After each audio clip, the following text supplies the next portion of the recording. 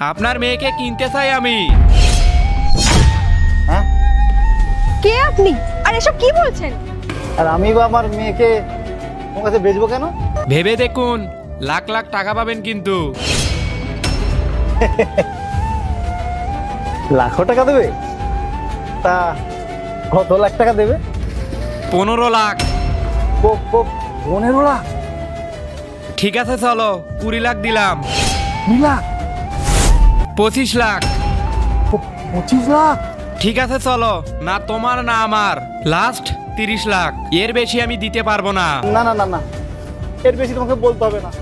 বললে হয়তো খুশিতে আমি মরেই যাব। যাও যাও, একে নিয়ে যাও।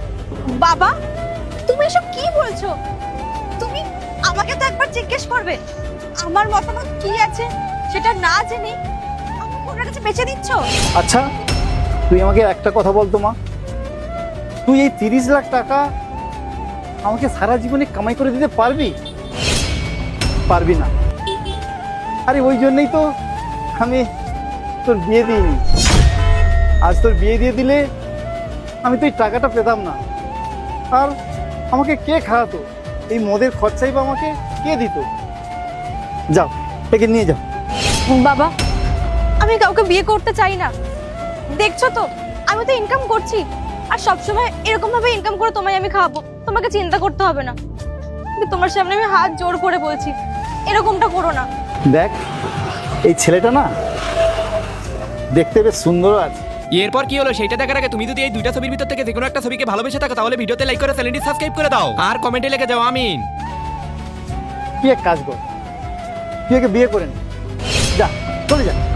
বাবা, উনি আমায় বিয়ে করবে না, উনি আমাকে কিনে নিয়ে যাচ্ছে। তুমি বুঝতে পারছো না?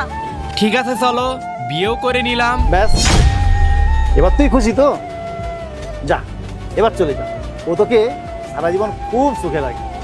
যা, বিয়ে করে নে, চলে যা। আর আমার পিছু ছাড় এবার। বাবা, আমি তোমার ছাড়া কোথাও যেতে চাই না। আমি তোমার সাথেই থাকতে চাই। আমি তোমার খেয়াল রাখবো অনেক।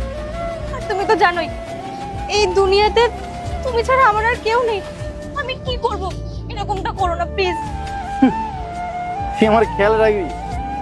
এই 30 লাখ টাকা হলে না আমার খেয়াল আমি নিজেই রাখতে পারবো।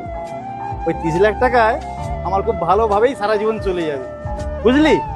যা, তুই এসে চলে যা। আর আমার মাথার বোঝাটা একটু কমায় এবার। বাবা, নেক্সট পার্ট চাইলে কমেন্ট করো।